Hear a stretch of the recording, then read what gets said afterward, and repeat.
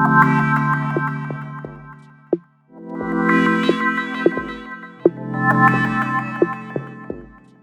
everyone, this is Eric Silvermoon, and I'm actually really excited to do this.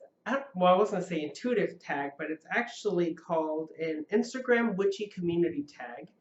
And I was tagged by Noah.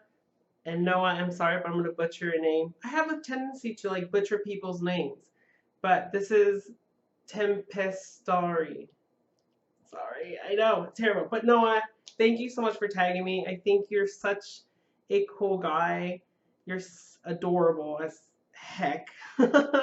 You're so sweet. And so I really appreciate you tagging me. So it's 25 questions. And so I don't want this to be a super lengthy video. So I'm going to go pretty quick. Okay, so I'm just going to get to it. So the first question is, what type of witch are you? And in a nutshell, I guess, to save time, I am the best way to describe me is a chaos witch, and the reason I say that is because a chaos witch or a KO, as many call them, we don't go by any structure. I tend to go to the beat of my own witchy drum. I don't have a structure to my path. It's kind of all over the place. The way that I kind of like to see it is that I feel like my spiritual path is, as a witch, I feel like I'm a tree. And so my roots are firmly grounded, but my branches go in all sorts of directions. And that's how I kind of see my spirituality and myself as a witch, is that I like so many different things. And so I like to take um, different things from different cultures, different spiritual paths, different practices, and I like to test them out and see if they might work in my life. And for the majority, I have some really good different things that I really like doing that originated from the Wiccan path, from the Buddhist path, things that I learned when I was Catholic, things that I learned when I was a Christian, and everything. So I'm just a jumble of spiritual things, and so as a witch, I do tend to go towards the goddess aspect a little bit, more the feminine energy. I am such a nature person. I love everything about nature. I love the colors, I love the smells, I love the textures, I love everything. And that's just kind of how I am. I'm a very easygoing witch. I don't really go through major rituals or major spell work. I kind of just use the elements to do my magic. Most of my spells I release onto the wind, or I just sprinkle on the ground, and that's how I do my magic. So I might do I think I did another video about a witch, so maybe that's a different longer video. Okay, so the second question is, can you show us your pentacle, pendant, or other sacred symbols or jewelry you wear? I didn't bring any. I do have a pentagram, pentacle pendant. It's actually in one of my drawers, but I don't really wear it too often. The I don't know why. I've always struggled to find like a really good piece of witchy jewelry. The only thing I tend to wear a lot is the bracelets that have like the different crystals and stones. I like to wear those. I like to alternate between the colors depending on how my outfit is. Um, but like I mentioned before, like this symbol, the pentagram, is very sacred to me. And as I'm sure that it is for many witches. And so this to me is the sacred symbol. I draw it on my artwork and in my spell work, and I've done it in sigil magic and some of my clothes tags and stuff. And so that to me is my sacred symbol. And so I'm trying to find a really good pendant that has that is not basic. I kind of want something different. And so I'm searching. When I find it, I'm sure I'll wear it all the time. The third question is, have you ever considered joining or creating a coven or a circle? Creating one, no. Joining one, yes. As as like I'm trying to progress into my spirituality and I'm trying to get out of the um, what's the word? The solitary witch path. I'm craving more of a community aspect, but I've been jaded in the past with some of the community, and I just don't have a lot of time. I want to say I have a lot of investments and a lot of things that I have my time allocated in that I like to do. So it's really hard for me to be engaged in a coven and to be present and to, to do all these different things. If on my personal side, I have so many projects that I want to do. And that's why it's really hard. I know some of you added me to special groups, and I very rarely go in and comment or interact. It's because I'm kind of doing other things. And so eventually I think I would like to be, in a coven, but it just depends on the time. I feel like I'm a full-time solitary witch at the moment, and I'm trying to get out of it. So right now it's kind of complicated. The fourth question is, how do you feel about online covens and circles? Actually, I think I'll be okay with it. The same thing about the private groups that some people have added me to.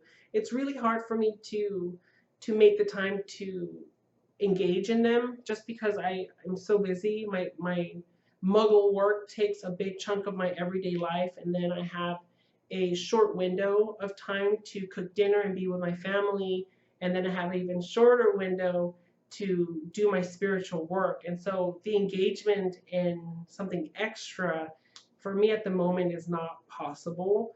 I kind of like the way things are. Like I have a small group, a small cluster of probably 2 hours in the morning to do my spiritual stuff, and then I go to work from 8 to 5. Then I come home, cook dinner, spend time with Eric and my family, and then usually around like 7 or 8 o'clock at night, I go into my office here and I kind of do whatever I have to do, whether it's like a reading, stuff like that. So, or plan on my spiritual business and stuff. So it's a full-time gig, and sometimes I'm hoping that the goddess pushes me in this direction where I could finally leave my muggle job and do my spiritual job full time. But financially, at the moment, it's important for me to have this job. So eventually, I think I could do the online coven. Number 5, when and how did you first find out about witchcraft and Wicca? This is interesting because I want to say that I've always been exposed to a lot of witchy things growing up. And there was this one time where I was really questioning my path when my mom was struggling with her personal path. And during that time, I want to say I was 11, maybe 11. Well, no, I was younger. I want to say I was either like 9 or 10.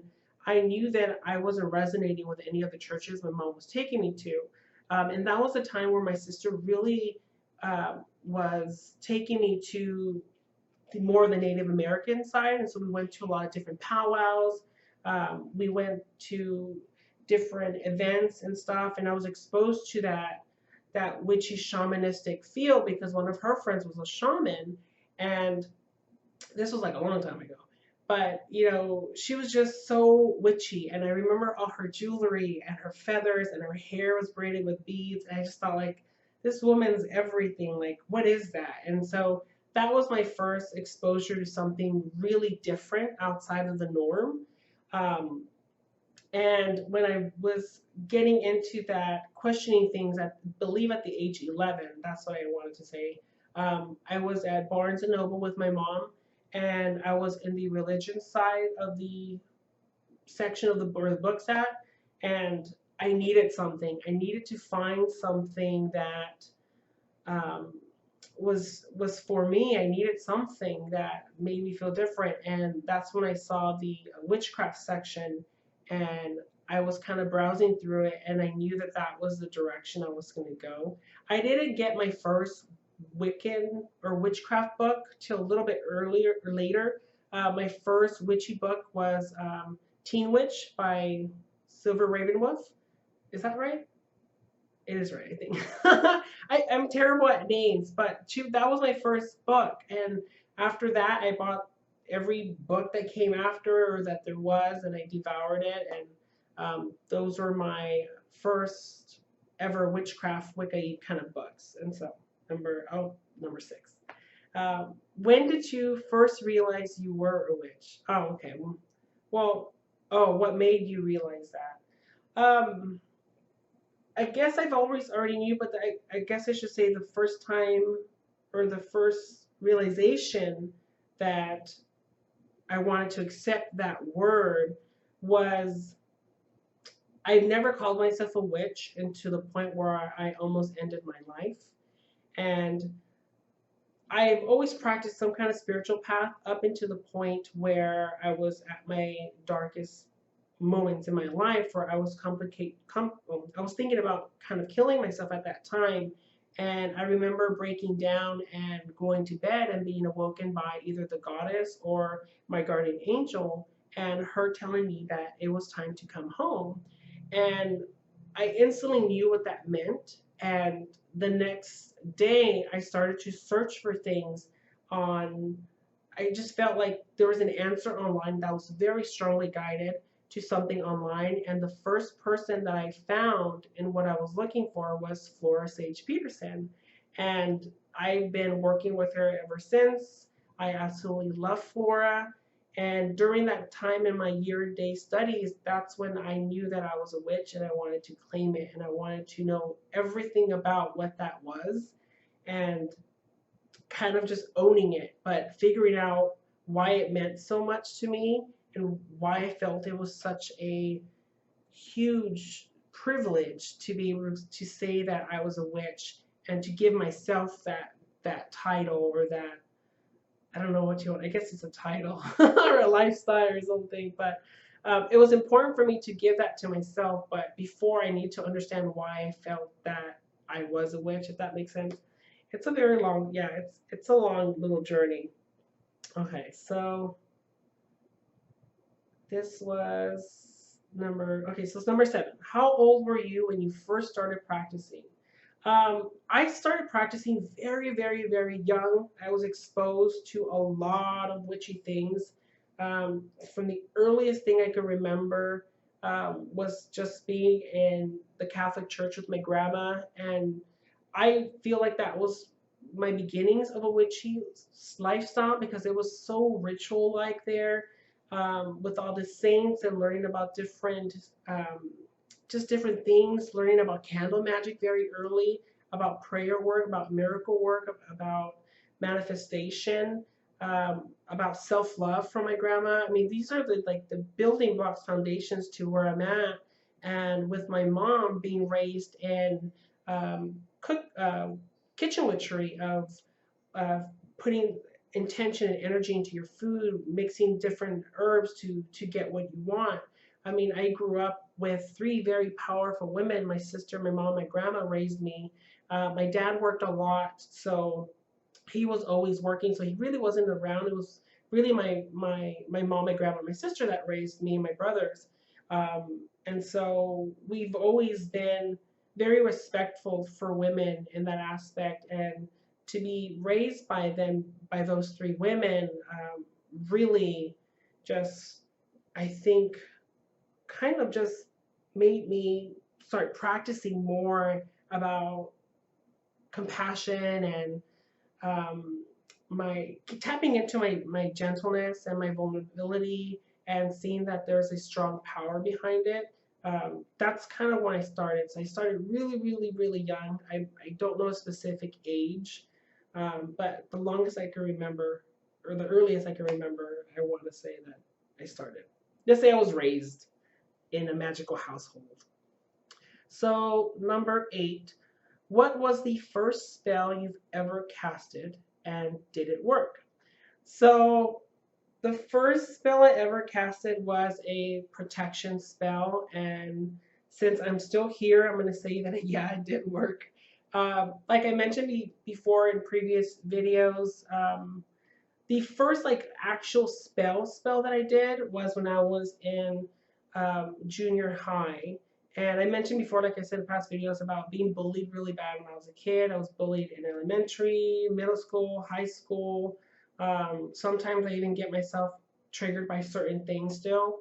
Um, and so the first one was a protection spell. And what it was is that someone said that there was some kid or whatever that was going to come at me in middle school, in junior high, and I was really, really scared. I was begging my mom to let me stay home, and she says, "You're not sick, just stay." And so I woke up really, really early, and I just wrote down a prayer. It was a spell in the form of a prayer, and I said that I wanted to get sick so I could miss school, so I could just stay home. I needed to feel protected. I don't feel safe. Please, whoever's out there, help me.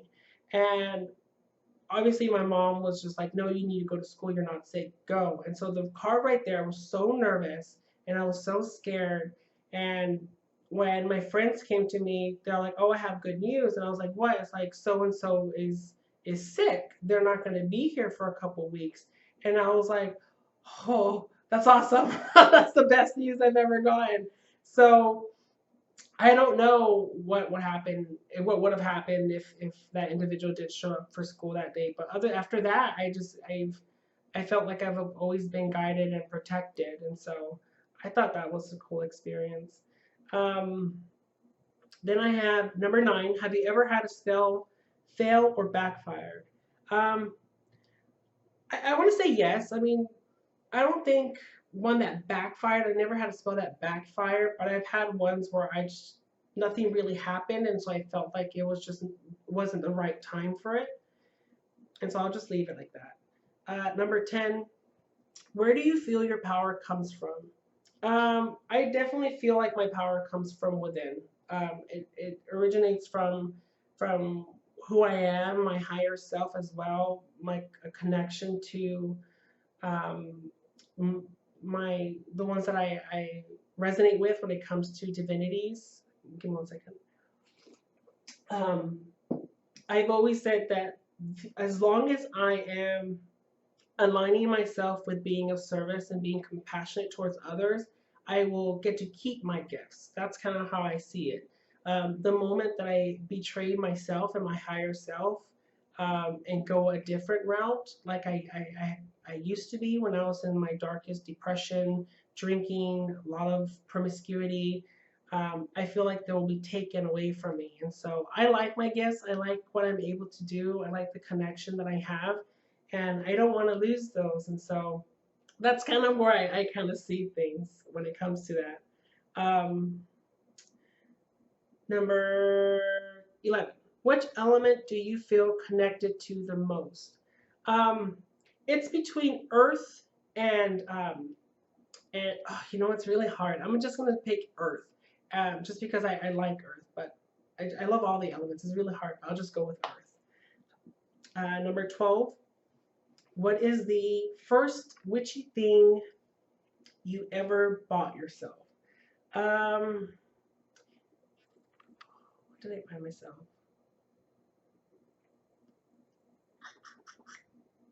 I kind of want to say that I bought a lot of things. When I first found out what direction I wanted to go with, when I bought that Silver Raven Wolf book, I spent a lot of money getting what I thought I needed. And so I bought all kinds of things that were really expensive at the time. Um, and so I bought like an athame, I bought a wand, I bought, um, you know, all kinds of different things that I thought I really, really needed. And I don't know. I mean, it was a necessity, I guess, at the time, but now I tend to use my hands a lot. So I guess it was like a witch starter kit of the things that someone told me you have to have. Number 13, what is the name of your favorite tarot deck? My favorite tarot deck is Tarot Illuminati by Eric Dune. I absolutely love it and I highly recommend it. It's so beautiful. Number 14, what are some of your favorite herbs, incense, and crystals? So favorite herb is lavender. My favorite incense is Nang Champa. And my favorite crystals are amethyst and citrine, which I think some of you already knew that. Number 15, how do you feel about witches depicted in books, movies, and TV shows? So I went on a rant before because I want to see some male witches. I want to see some male witches in TV shows. Whenever I finally see one, it gets canceled. So maybe it's, I don't know. But I do want to see men portraying as witches and not warlocks or any other title. I just want to see a male witch, and I want him to refer them as a witch, as their fellow sisters. And so that's kind of how I feel about it. In books, in movies, everyone just I love a good witch movie, but it's always just female characters, and I would really want to see a male character in that. Number 16, can you recommend some books, websites, and other resources to us on witchcraft and Wicca? Um, I'm going to go very quickly on this because this could be a whole video in itself. So looking at my books right now, the one that I highly recommend is by T. Coyle, and it's Make Magic of Your Life. It talks about the witch's pyramid, but it breaks it down in such an epic, amazing way that I was highlighting absolutely everything, and then I realized that I was just coloring the pages yellow, so I stopped. So I highly recommend that as a book. The encyclopedias by Scott Cunningham are great. The herbs and stuff like that, I love that. Websites. If you're into purchasing herbs in bulk, I highly recommend mountainherbs.com. I love that. The quality of their herbs are fantastic. They're at a reasonable price. That's where I get all my herbs from. For like witchy supplies, if I have to order something, it usually is from 13moons.com. So check those out. They're really good.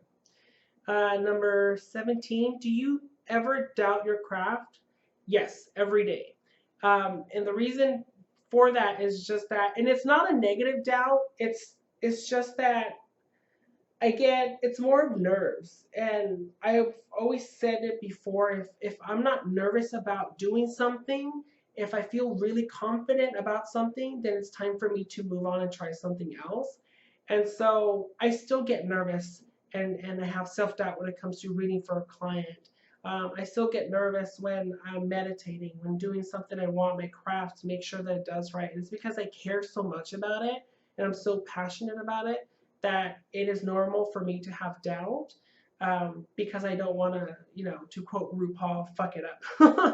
So yes, I do have doubt sometimes. Number 18, have you ever experienced spiritual burnout? Any advice on that? Yes, yeah. So the way that I've normally work is that I am on it for weeks at a time, and then I run out of fuel and I'm out for weeks at a time.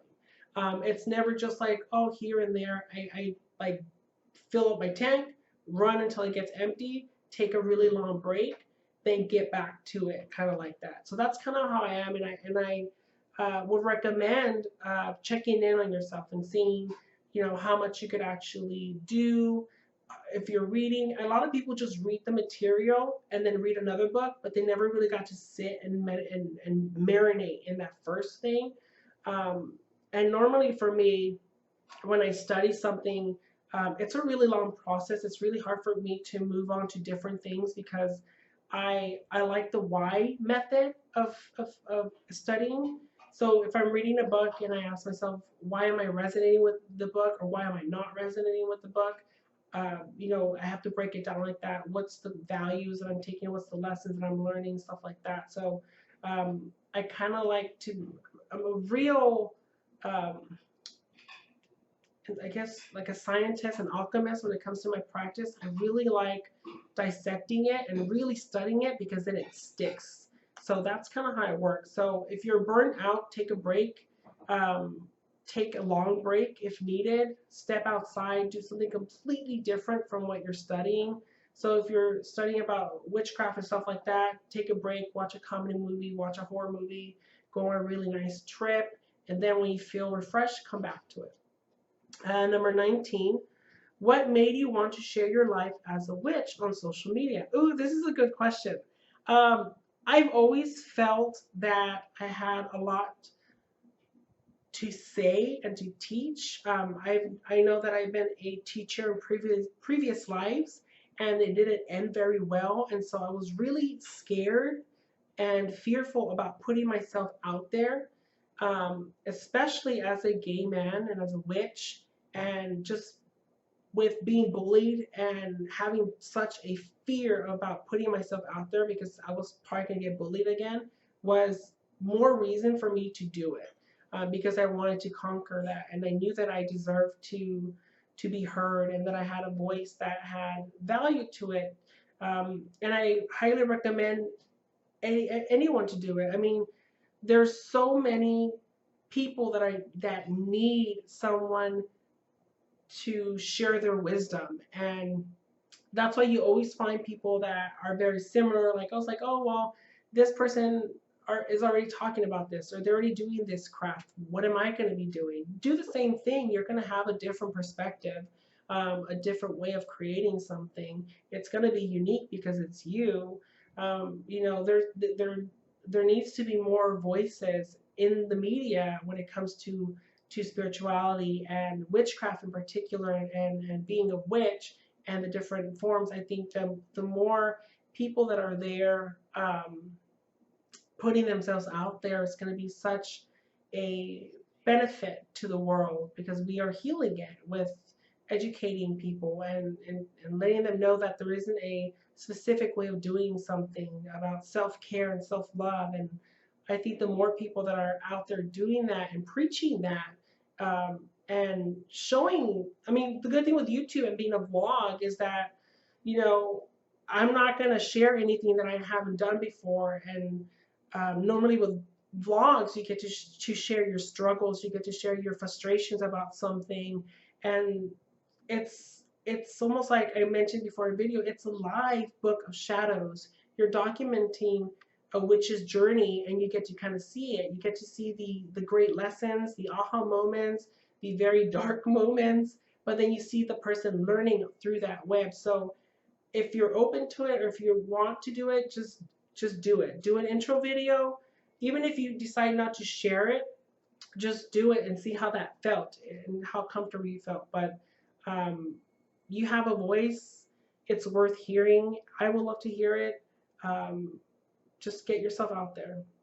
Number 20. Tell us something you know now that you wish you knew when you began walking your path. Okay, so I would say that you don't. I wish someone told me that I didn't need to spend all that money in tools and books and all these things that I thought I needed. Like I said before, I just use my hands now, and I use the simplest things that I find in my home that I create myself. And I wish someone would have told me that, because I would have saved a lot of money. So you don't have to have the most expensive things in your practice. They're nice, but when you really think about actually getting it dirty and using it, you don't want to get it dirty, because that thing costs you like 30, 50 bucks. So you end up using a little one that you found at a pawn shop or whatever, thrift shop, and you get that one dirty. And that's the one that's going to have the most magical power, because that's the one that you're using. So that's how I feel with my hands. I use this as my wands. I use this as my casting magic of raising the energy, of grounding. I mean, and they're free. It came with me. So number 21. Can you share a simple craft with us?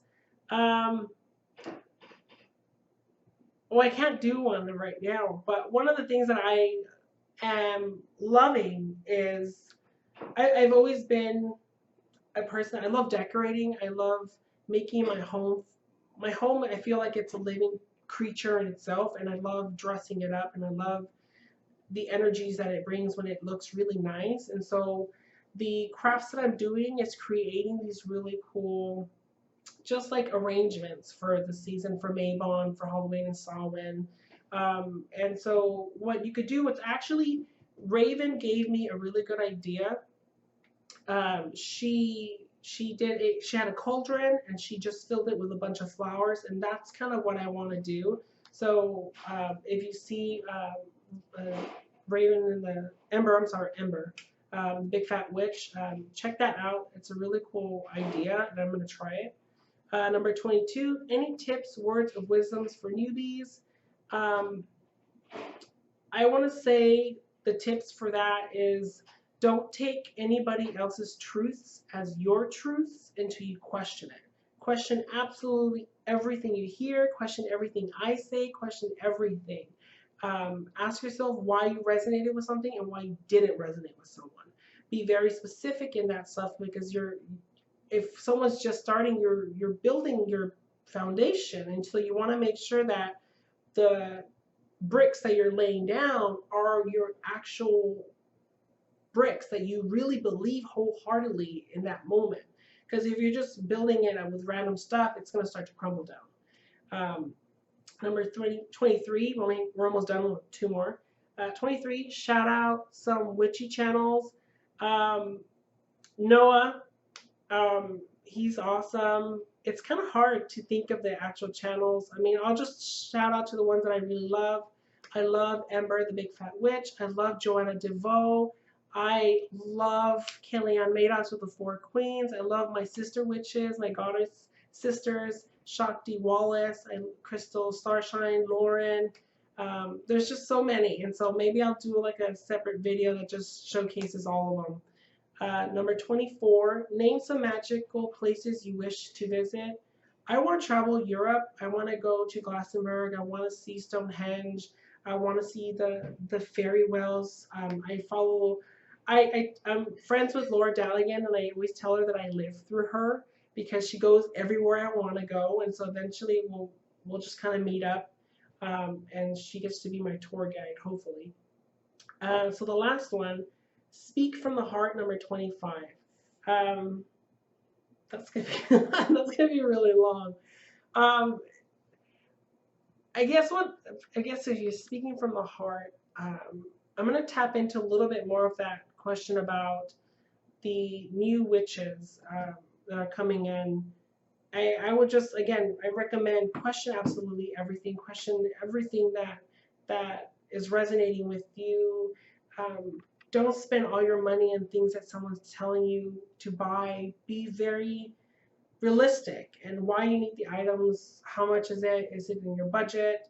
Can you just use a simple bowl that you have in your kitchen? Can you use a simple candle? Can you don't have to get really, really expensive with stuff. Some of the best things that that I still have are the ones that I created myself. My smudge ones that I'll create, bracelets, pendulums. Like I made this pendulum that I'm going to offer in my shop.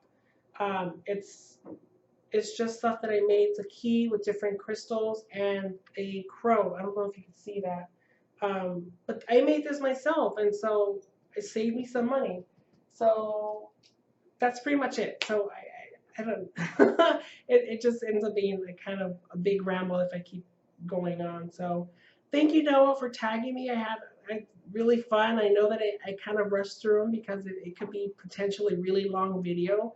And I don't even know how many minutes. It's 33 minutes. So, all right, you guys, blessed be. And I hope you enjoyed this kind of tag. Bye.